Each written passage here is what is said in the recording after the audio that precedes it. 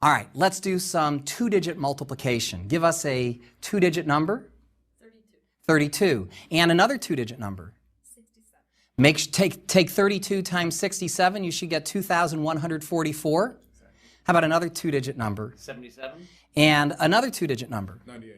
Multiply 77 times 98. You should get 7,546. Let's square a two-digit number this time. Give us a two-digit number and we'll multiply it by itself. 22 is 484. Another two-digit? 47. 47 is 2209. Another one? 37. 37 is 1369. And one more? 43. 43 is 1849.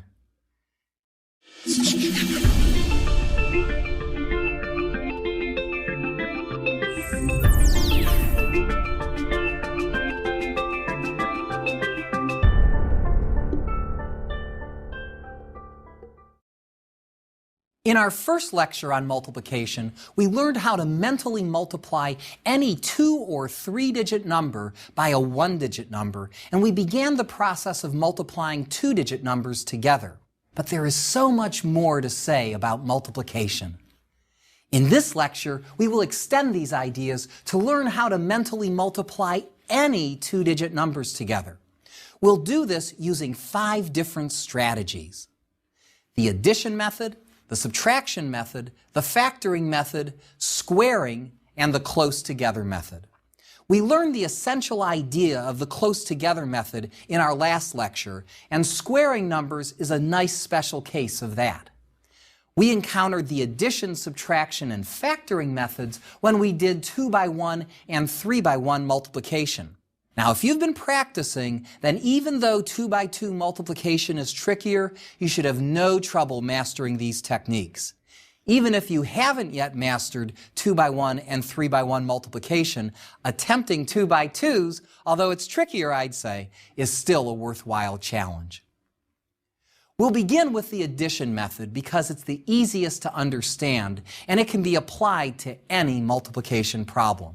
The other strategies are applied in special circumstances, but when you can use them, they tend to be faster.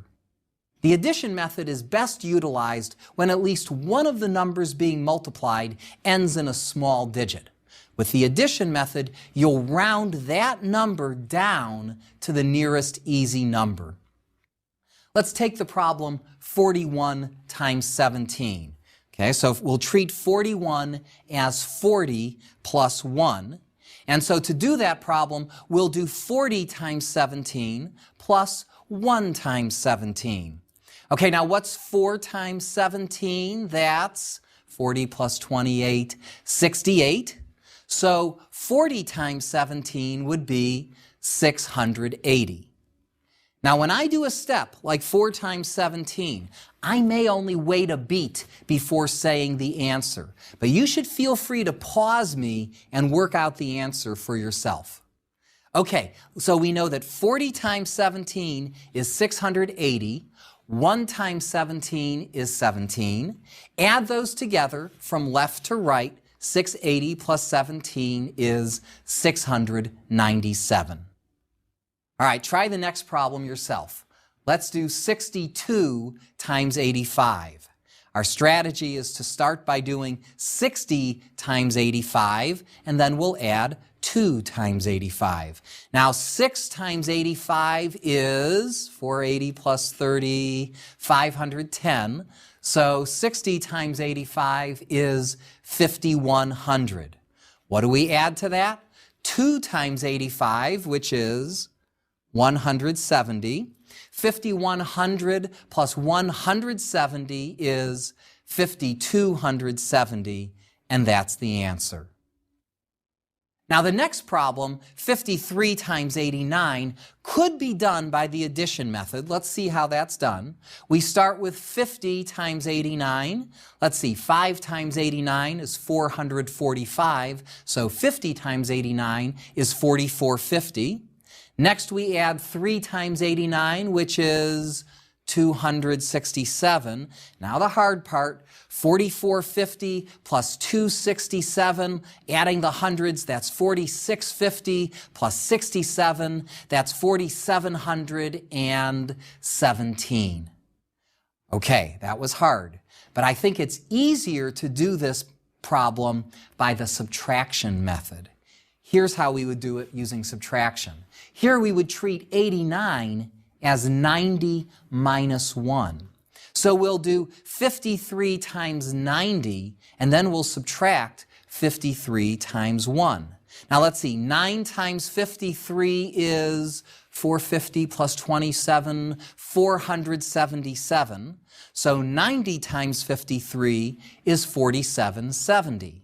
Now you subtract 53 from that, and that's 4717.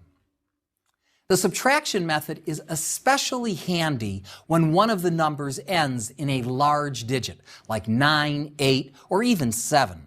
Here we round up to the nearest easy number, followed by a subtraction. This next problem would be a good candidate for the subtraction method. Let's do 97 times 22. Okay, so here 97 is so close to 100, we can't resist. 97 is 100 minus 3. So we'll do 100 times 22, then subtract 3 times 22. 22 times 100 is 2200.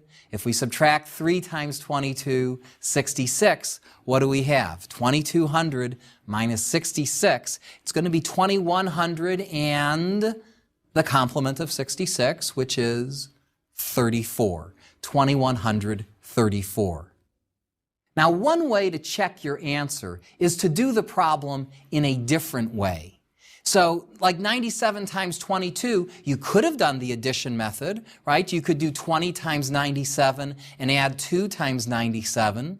2 times 97 is 194. So 20 times 97 is 1940.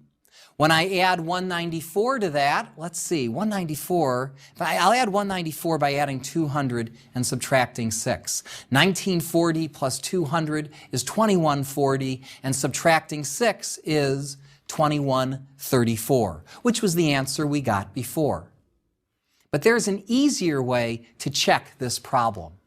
This leads to my third strategy for 2-by-2 multiplication, the factoring method. We first encountered this method in Lecture 3 when we learned 2-by-1 and 3-by-1 multiplication. Here's how we do the factoring method for 97 times 22. Instead of rounding 97 up or rounding 22 down, I'm going to take 22 and I'm going to pull it apart. I'm going to factor it as 11 times 2. So I'll do 97 times 11 times 2. Now, if you recall the 11s trick, 97 times 11, let's see, 9 plus 7 is 16, so 97 times 11 is 1067.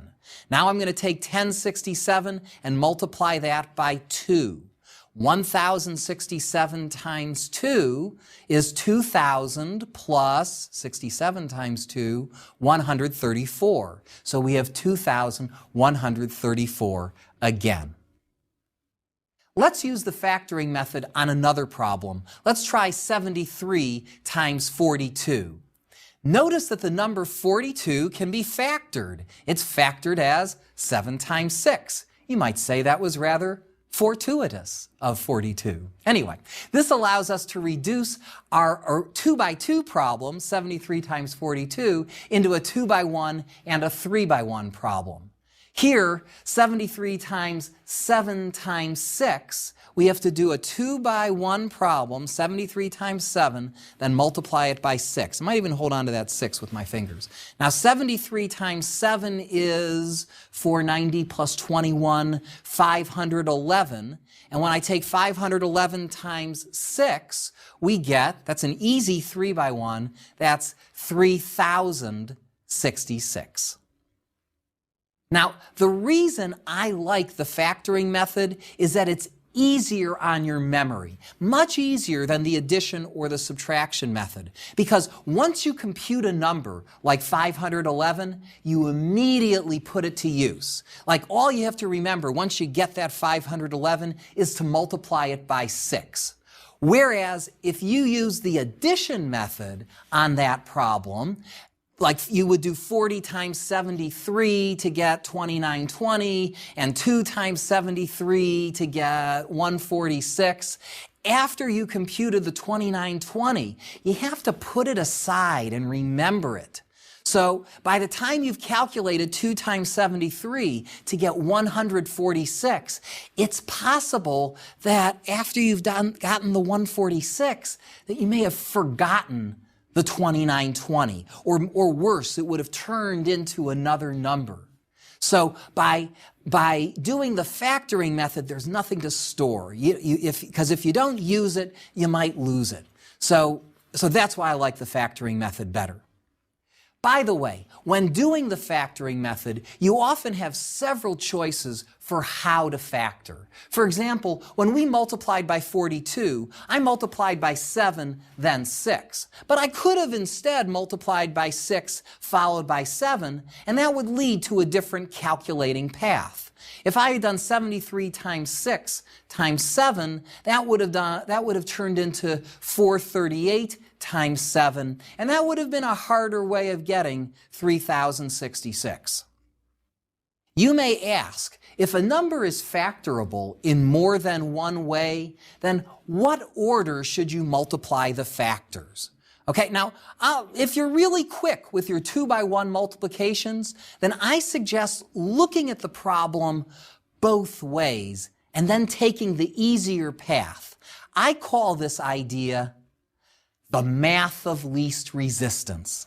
So for instance, let's take the problem 17 times 42. Now 17 is prime, there's nothing I can do with that. But 42 I can factor as 7 times 6 or 6 times 7. Now typically I'll try the larger factor first because I'd rather use that 7 to multiply something small like a 2-digit number than by a 3-digit number. So I'll do 17 times 7, which is 70 plus 49, 119, and I can multiply that by 6. But before I do, let's test out the other number. 17 times 6 times 7. Now 17 times 6 is 60 plus 42, 102. And oh, I get excited about that 0. 102 times 7, that's easy. That's 714. That was the math of least resistance. Here, let's try 67 times 24.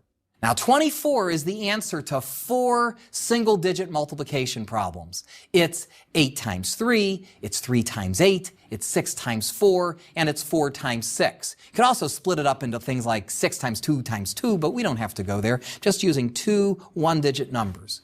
Okay, so there are 4 possible paths here. I could do 67 times 8 times 3, or times 3 times 8, or I can multiply 67 by 6 times 4, or by 4 by 6. Let's start to run through them. Now 67 times 8, 480 plus 56, is 536 times 3, all right. Then 67 times 3 is 201. Ooh, I like that. I'll multiply that by 8 and get 1608, and I don't even have to look at any of the other possibilities. The factoring method can also be used with decimals. I often use this method when converting temperatures from Celsius to Fahrenheit, using the formula F equals 1.8 C plus 32. Now what's nice about the number 1.8 is that it's 6 times 3 divided by 10, and all 3 of those operations are easy. So for example, if C is 26, if that's my Celsius temperature, then if I want to multiply that by 1.8, I'll multiply 26 by 6, then by 3, then divide it by 10. Now 26 times 6 is 156. Multiply that by 3, let's see, 300 plus 150 is 450 plus 18 is 468. And when we divide 468 by 10, we get 46.8. Now, to get the Fahrenheit temperature, we still have to add 32 to that. 46.8 plus 32 is 78.8 degrees, about 79 degrees. The 4th and 5th strategy for 2-digit multiplication apply when the numbers are being multiplied close together. We learned how to do this on paper in the previous lecture. Now I want to show you how to do these problems in your head.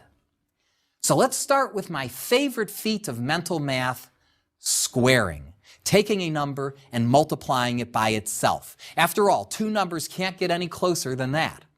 We already know the squares of the one-digit numbers, like 7 squared is 49. Let me show you the method that I use for squaring two-digit numbers in your head.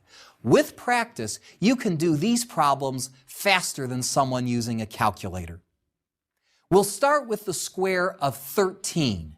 Now, we've already learned how to solve this problem by the close together method, but let me show you a slightly more efficient way. At least you'll find the picture to be a lot simpler.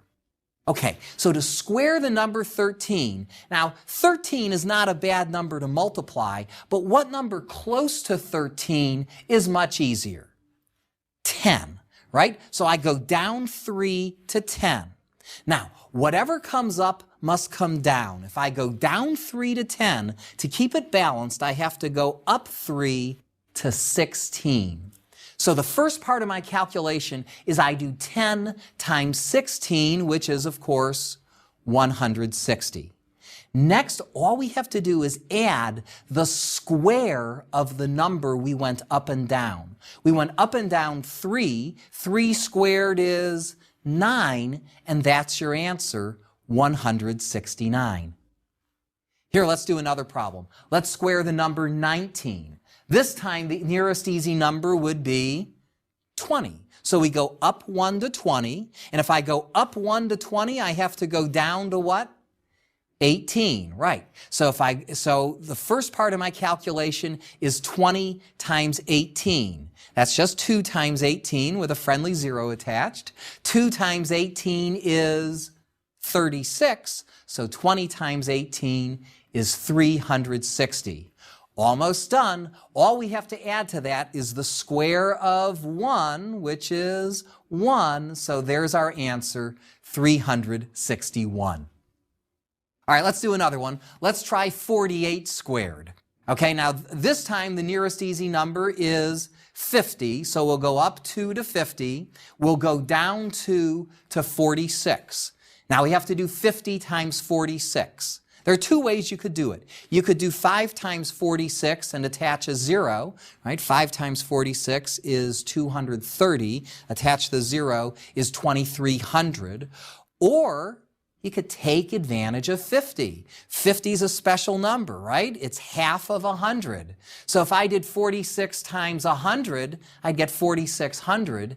Half of that would be 2300. So no matter how you do it, 46 times 50 is 2300. Almost done. All you have to add is what? The square of 2, which is 4, to get your answer, 2304.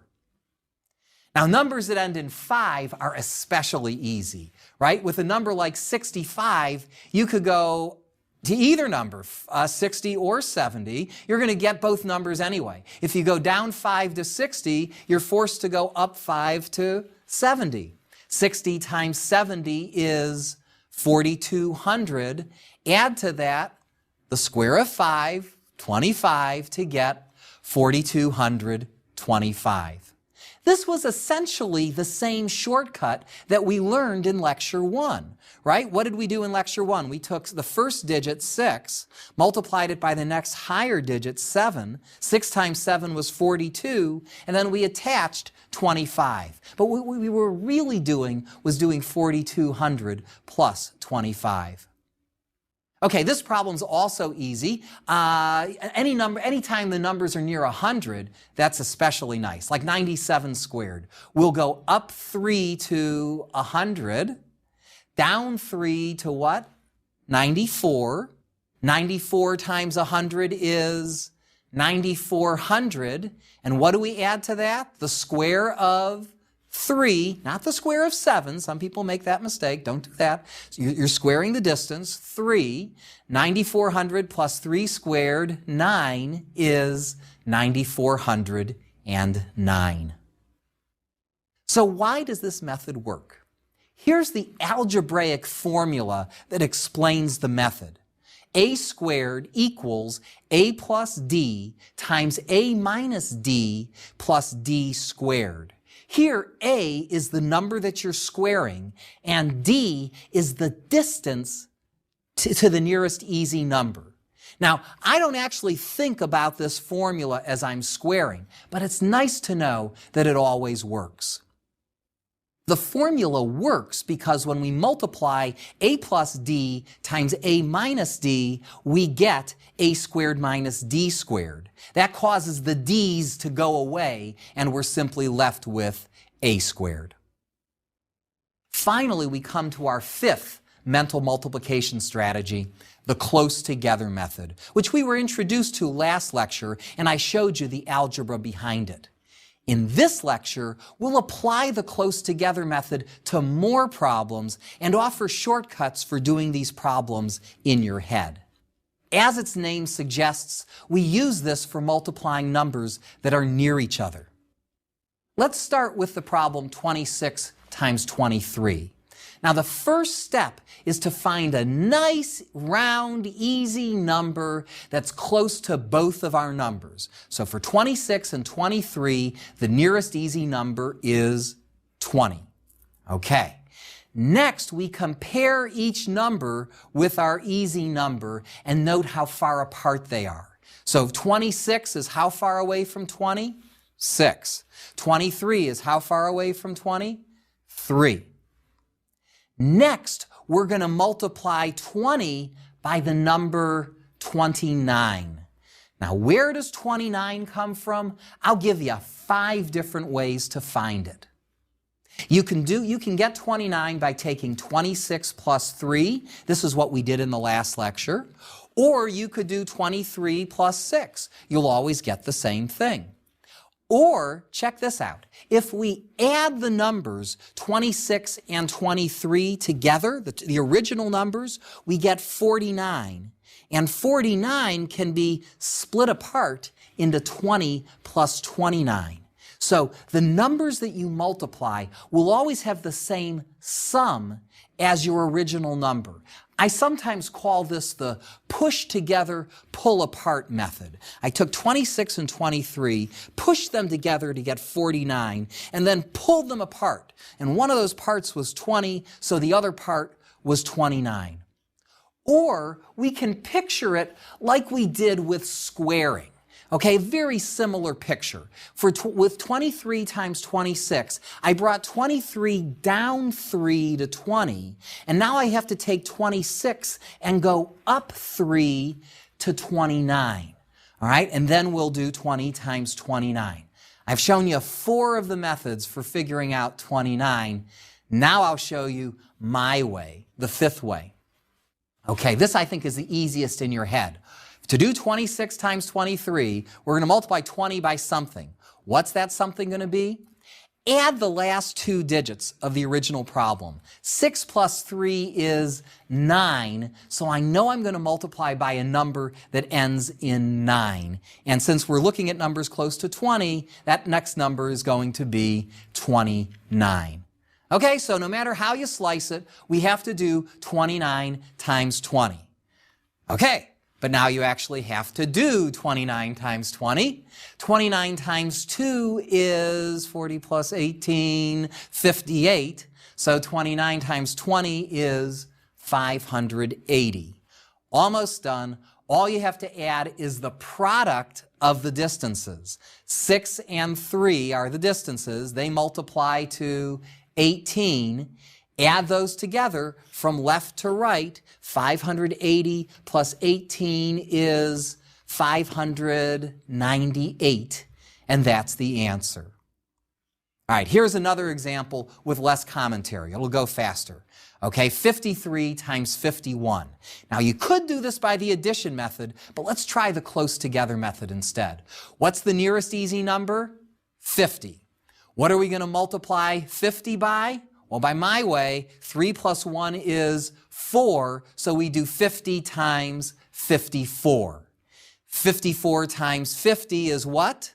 Well, 54 times 5 is 270, so 54 times 50 is 2,700. You could stop right there and you'd have a great estimate for the answer. But if you want to get the exact answer, all you have to do is multiply the distances. 3 times 1 is 3. 2,700 plus 3 is your answer, 2,703. The next problem's even easier. Let's do 87 times 83. Now, both numbers are close to 80. Let's use 80. So what are we going to multiply 80 by? Well, add the last digits. 7 plus 3 is 10, which ends in 0. So that tells me to multiply 80 by a number that ends in 0, 90. Okay? 80 times 90 is 7,200. And now what do? You multiply their distances from 80. 7 times 3 is 21. And there's your answer, 7,221. Notice that this was the pattern that we saw in Lecture 1 when we talked about multiplying numbers like 87 and 83, where both numbers start with the same digit and their second digits add up to 10 like they do here. Now let's try the problem 47 times 45. Here the nearest easy number would be 50. Okay, but both numbers are below 50, so their distances are -3 and -5. What do we multiply 50 by? We're going to multiply it by 42. How do you get 42? There are a few ways you can do it. You could take 47 minus 5, which is what you would have done in the last lecture. 47 minus 5 is 42. Or you can use my method, which is add the last digits of the problem. 7 plus 5 is 12. That ends in 2. So I'll multiply 50 by something that ends in 2, namely 42. All right? 50 times 42 is what? Well, 5 times 42 is 210. So 50 times 42 is 2,100. Next, what do? We multiply the distances. -3 times -5 is +15, and there's the answer, 2,115. All right, now let's try the problem 43 times 38. Okay, here the nearest easy number is 40, but one number is 3 above 40, and the other number is 2 below 40. So what do here? We're going to multiply 40 by something, and that something will live somewhere between 43 and 38. What am I going to multiply 40 by? 41. You could get that either by doing 43 minus 2, or 38 plus 3, or you could push together. 43 plus 38 adds up to 81. When I pull them apart, that's 40 and 41.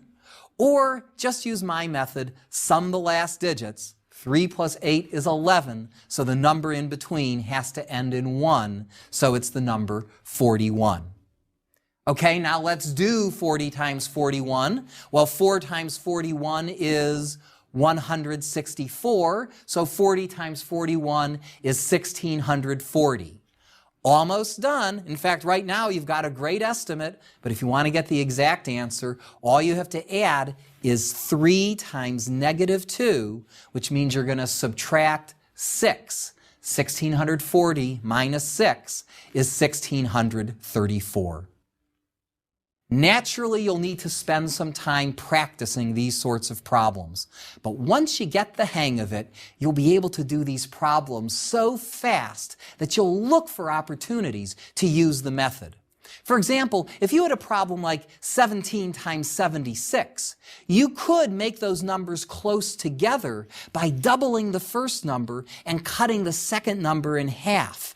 That would give you a problem 34 times 38. If I said both those numbers are close to 30, I'd end up doing 30 times 42 and add 4 times 8. 30 times 42 is 1,260. When I add 32, we get 1,292. Let's reinforce what we've learned by doing the problem 42 times 48 a few different ways. Using the addition method, what do we have? 42 is 40 plus 2, so I'll do 40 times 48 plus 2 times 48. 40 times 48 works out to 1920. 2 times 48 is 96. When we add those numbers, we get 2016. That works, but maybe it would be easier to do the subtraction method. With the subtraction method, I'll treat 48 as 50 minus 2. So I'll do 50 times 42, then subtract 2 times 42. 50 times 42 is 2100. Subtract 2 times 42, 84. 2100 minus 84 is 2000 and what? Complement of 84, 16. So there's 2016. Or you could use the factoring method, right? You could break 48 into 6 times 8, or various other ways, but we'll do 42 times 6 times 8. That for me was the math of least resistance.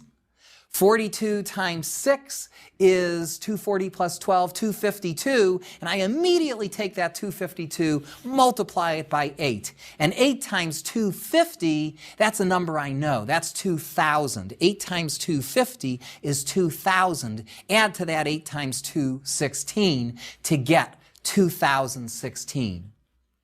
Finally, we could have done the same problem using the close together method. Both numbers are close to 40. We'll do 40 times what? 42 plus 8, 50. 40 times 50 is 2,000. Add to that 2 times 8, 16, to get 2016. In this lecture, you've learned every technique you need to be able to mentally multiply any two-digit numbers quickly and accurately. Which is the best method to use? It all depends on the two numbers that you're given. If both numbers are the same, then using the squaring method is best. If they're near each other, or you can make them near each other, then use the close together method. If one of the numbers can be factored into small numbers like 11 and below, then you should use the factoring method. And if one of the numbers is near 100, or if it ends in 7, 8, or 9, then you might want to try the subtraction method. If one of the numbers ends in a small digit, like 1, 2, 3, or 4, or when all else fails, use the addition method. You now understand the methods, but to be able to apply them will require some practice on your part, which I encourage you to do now. And to check your work, don't just solve the problem one way, but try to do it several ways. You're not only confirming your answer, but you're training your brain to be more flexible and to look for better ways to solve a problem. This is a valuable skill, not just for doing mental math, but for solving problems in general. This lecture focused on two-digit multiplication. Next, I'd like to switch the focus to two-digit division on paper. We'll do this using the fascinating Vedic methods. These methods are really cool, and I'll bet you've never seen them before. I'll see you then.